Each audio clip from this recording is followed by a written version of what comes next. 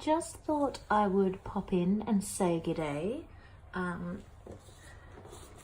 Trying things a little bit differently today. So I've chosen my photos. Isn't it so cute? But I can't decide on the size. So I've got a standard 4x6 with a white border, a 3x4 that I'd need to cut the rest of the border on and remap myself. And then I've got like the story cards, the following up cards. So I'm thinking I'll use one of these two as like my main photo. I'm thinking my heading will be up, and then just 3 of these ones, probably 1, 2, and 3, because I like how squished his face looks in this one. Sorry, that's dreadful lighting. And down, down, down in smaller font is what I'm thinking. So let's just roll with it and see what happens and see what I can come up with. I'm going to put you on fast forward and skip to voiceover. Okay, so here we go. So for this layout, I am using my stash. I'm using my homemade kit, and I'm using a few of my scraps. So you'll see my little scrap folder coming out shortly. So this piece of paper is just from an old paper pad. Not a clue what it is. I apologize for that. Something that was baby, I think. Really, really old from my stash. One of those lightweight pieces of paper that I don't usually use, but I really liked the color. It was a really perfect blue, so decided to roll with it. So this is how I store my scraps. I have 5 of these little folders. This is my blues, which is the color of the folder, so therefore the color of what goes inside it. I have a blue one. I have a clear one that I put sort of black and white into. I've got a green one. I've got a yellow one. I've got a pink one. So I sort of have pinks and purples, yellow, reds and oranges, just sort of color families together in the different folders. I try not to keep too many scraps. I just don't use them often enough to warrant keeping them, so I try and sort of keep it down to a minimum where I can, and every now and then I pull them out to do something like this with, to just try and use them up a bit. I was just measuring there to make sure that light blue piece of paper was 12 by 12. It wasn't, so I just cut that down just a little bit more. Sometimes when you cut off the branding strips, it's still not exactly 12 by 12 size. So I've dug into my old chipboard collection here. Again, everything is really old, so I can't really tell you the collections and things that I'm using. Those larger letters are from a company called Bella, I think. I don't even know where that's from. These other ones are Kaiser Craft. They're super old, but they're still something that Kaiser Craft has, I believe. So they might just be in a different font or something now, but I really like these because I can make them whatever color I want them to be. So that's really handy. You can paint them with like your acrylic paints. You can use stamp colors, whatever you need to use or want to use. So that's pretty cool. So as I said, I am using my homemade kit. So I've just pulled out my color bags of my different ephemera packs, and I'm just looking through those to see what bits and bobs I'd like to use. I don't 100% know where this is going. I had a basic idea that I wanted my up and down concept, but I'm not really sure of everything else. I liked those die cut roses, or that rose that I've already got, and I can see off to my left there in the red bag that I've got a few more, so I really like those. So I'm thinking I might try and include those somehow, and the red and blue looks nice together. So I kept the leaves out because, flowers, leaves, that works. I'm just not really sure where this is going yet. It's not going to a bad place. I'm just playing. I just don't really know. Because I've got the ephemera packs in color families, I can sort of pull pieces that complement each other based on color and see where they go. I'm packing up as I go. I can always go back to those ephemera packs, but as I've pulled everything out, I've got a pretty good idea of what's in there, so I can go with that. I really love the blue in these flowers, and even though the flowers are completely different, they're still floral, still a really nice blue that complements, so I want to try and roll with that as well. So now I'm looking for things that are sort of in a similar color pattern that's going to tie in well. It also helps to, if I use that really dark hello, bluey green hello color, that will help to tie in the dark bluey green color that I've got happening over on the left there. As I said, I'm just trying to work out what's going where. Sorry if you can hear a funny creaking in the background. That is my little man on his swing. He's being a little bit grumpy today, so he likes listening to my voice. So he is literally holding my hand, staring at me and listening to my voice while he swings on his swing, and his other hand is playing with his toys. We were having playtime earlier, but he just wasn't happy. He'd rather just lay here and listen to me talk. And so I could read him a story, but because he doesn't know what I'm talking about yet because he's too little, I thought I'd kill two birds with one stone and do a voiceover. So if I'm not 100% keeping up with what is happening on the screen, that's because I'm just raving and just talking about nothing because I'm too busy looking at my boy, aren't I? But you guys can see what I'm doing, so it's all good. Having a look through the black and white packet now, but I'm not sure. I think it might be a little bit dark to add too much black to this layout. I think that might be a little bit too much.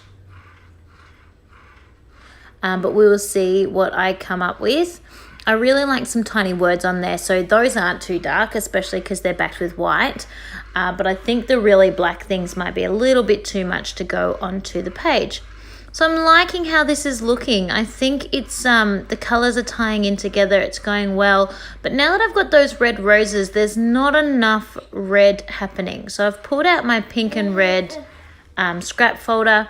And I'm looking to see if I have any coloured paper that I can add to the left-hand side that will tie in what's going on with the red roses.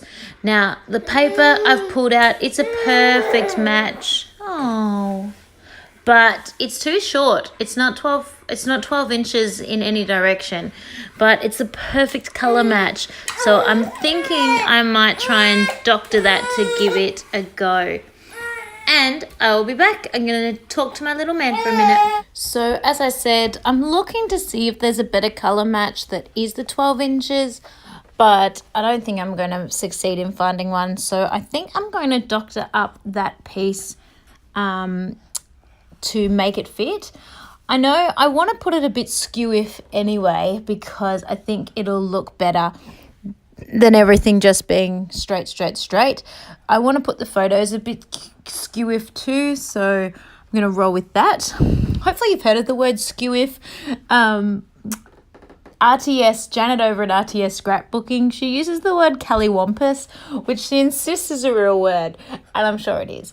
I'm only teasing, but I've never heard of it before, so hopefully you're not listening to me say skew-if and think I'm just as crazy. But yes, here we go. As you can see, this piece of paper is nowhere near 12 by 12 size, but diagonally it's getting a little bit closer. So I'm fiddling and fluffing around with my trimmer here to try and work out how I can cut it on the diagonal and get the most out of this piece of paper. Because I like the sort of funny angles that it's creating as well, but I want to try and get the largest section that I can. And I'm really not doing it in a very sensible way, but I'm getting there. I'm working it out. It probably would have been easier to hand cut with scissors, but then knowing me, I wouldn't have got it in a straight line, and I just would have been grumpy. So I think I've got it sorted out now. As I said before, I do need to doctor it a little bit. There is a section that isn't covered, so I do just cut out a little bit of my scrap and fill that section in to make it a perfect shape. As you can see, there's that little triangle there, so I do fill that in with a little bit of scraps. And this had cute little dog footprints on the back. Who knew? And that just helps finish that section off. Sticking that down, double-sided tape. I really need to invest in a tape runner. Someone suggested that to me. I really need to.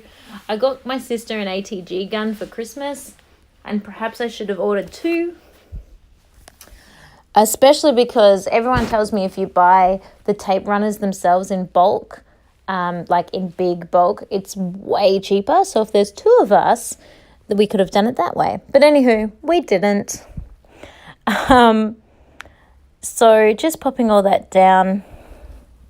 And I can tell you already, that top corner that I doctored on the red sheet of paper, I'm not happy with. I don't like how it looks.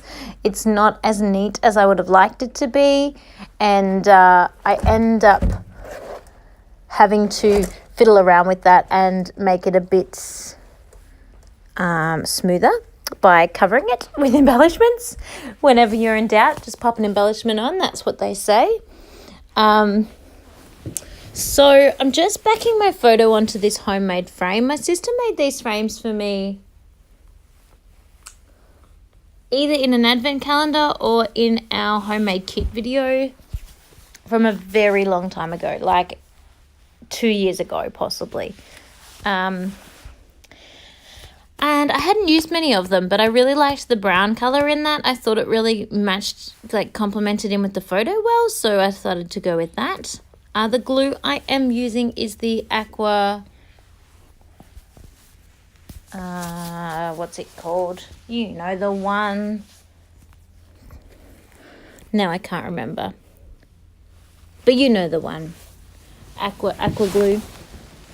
So I'm just sticking everything on basically in the way that I placed it already is how it's all going down. Some things I'm sticking up, some things are staying flat to the page. So where possible, I'm using the glue. It's just a bit quicker and easier, but I am starting to run out. So I do need to get a new one of those. You'll see me shaking the bottle, but I do love dimension. So I am popping up a few bits and bobs there. You will probably have noticed that this is going quite a bit faster than it was before. I just did that because you already saw me lay it all out. You know what's happening. This is just the gluing on process, which isn't as taxing. You understand how the gluing on process goes. You saw me lay it out and I explained what I was thinking, so I figured I could just quicken up the pace to glue it down. I did back my photos and stuck those together as one piece, the ones down the bottom, just to make that a little bit easier to manage. I definitely found that with these die cuts, gluing those on with glue was definitely the easiest option. They're so thin that you wouldn't want to try and put tape runner or anything on the back of those. I'd be afraid that they would tear. So glue was definitely the best option there. And so I am almost done with all of this sort of ephemera die cutty stuff. And then it will be time to have a look at my letters, because I certainly don't want to leave my letters. There's nothing wrong with the letters being in this chipboard colour, but I certainly don't want to leave them in that colour for this particular layout. They don't look dreadful. They tie in with that frame okay, but I think they will look better if I add some colour to them. So I am about to do that and show you my process of how I change the colour of those as well. And I'll slow the video back down again so that you can see how that happens. Okay, so moving on to colouring in these letters. So I'm just using one of the teardropped inks there, one that's in sort of the closest colour I could get to the blue down the strip down the side on the left there. I'll just see what colour that is for you in case you are playing along at home. It is Mementos ink in nautical blue. And so I'm just rubbing that on to the letters. So I've got an old plastic sheet underneath, and I'm just dabbing and splotting that all over the letters as best I can. I'm not worrying too much about getting down the sides. I started trying to do the edges, but that was a little bit too tricky, and my fingers were getting far too dirty, that I realised that just dabbing on top was going to be fine. Then I got the dimensions, liquid dimensions, and put that Dimensional Magic and put that on top to give it that beautiful shiny finish that you can see on it now. And I've left those to completely dry, so that's why they're a little bit shiny and they look far more like real thickers, which is cool. And now I'm just covering up that spot at the top because I really didn't like that sort of uneven patch that I had created. So I'm just pulling in a couple of those colours again in that sort of darky blue colour, and maybe a little word phrase just to sort of cover up that bitsy part that was up the top there. And then I will be almost done. There's a few little bits and pieces I'm still going to stick on now, but it's really coming together in the way that I want it now. So just having my last little look through, looking for any tiny words that I might be able to use. I'm sure that I have another phrase somewhere, but who knows where I've put it. And just as you can see, that container there, that's actually in my stash. It's not in my homemade kit, and that's my black and white bin. So in my craft room, I have got my all my bits stored by colour, so that's my black and white bin, and that's how it was so quick and easy to make up my bags of stuff for my homemade kit. I didn't think too carefully about what went into my homemade kit. I just colour matched and popped those in. Those of you that have watched my channel, I've used these homemade tiny word phrases before, and I can email those to you if you're interested. They're just on, mine are just printed on paper, but you can certainly print them on stickers, and then you just have to cut them out and they'd be ready to stick all on their own. So if you'd like those, please drop us an email at scrappysistersoz@gmail.com, and I'm happy to share those on with you. There are 3 different fonts. They all say the same thing, just super easy phrases to use. So digging through my enamel bin, I've spoken about this before. It is awful. I'm in the process now of cleaning it out, in that I've put all of the ones that are still perfectly in their packets onto a bulldog, not a bulldog clip, like a ring clip, like a binder clip, a circular clip, and then all the ones that are sort of loose and I just keep falling off and making a big mess, they're the ones that I've literally got them out on my windowsill, and it is my mission over these next couple of layouts to try and use those up. So this video is where it all sort of, turned to a disaster for me. I just couldn't find the diamantes I wanted, and there was just mess everywhere. And the more I dug into the bottom of that bin, the more mess I was creating, because the more that kept falling off. So after this video is when I decided to do something about it. So my mission, as I said, is to use up all the scrappy diamantes that are, and rhinestones and enamel dots and all of those bits and bobs that are just causing a disaster. And from then on, I'm going to keep them inside their original packaging and put them on a round ring tag thing to make them a little bit less fall downy. Oh, I love making up words. And do you guys know that I'm a teacher? So don't worry, I promise I don't teach children to be silly. Well, I do teach children to be silly. That's totally my personality. But I do teach them correct English. So this is my new special toy.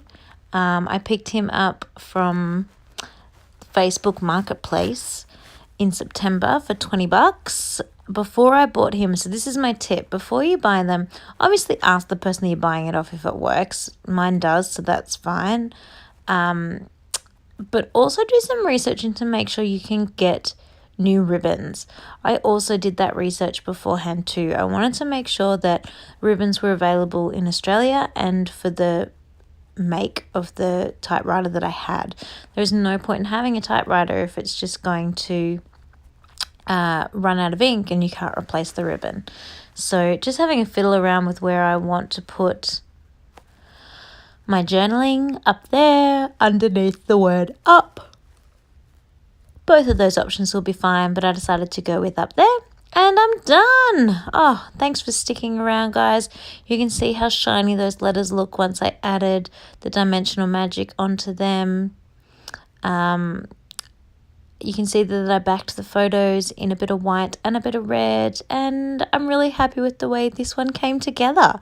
It was a little bit tricky. I do find using my stash a little bit harder than using a collection, but I love the challenge, and I'm getting there. Thanks, guys.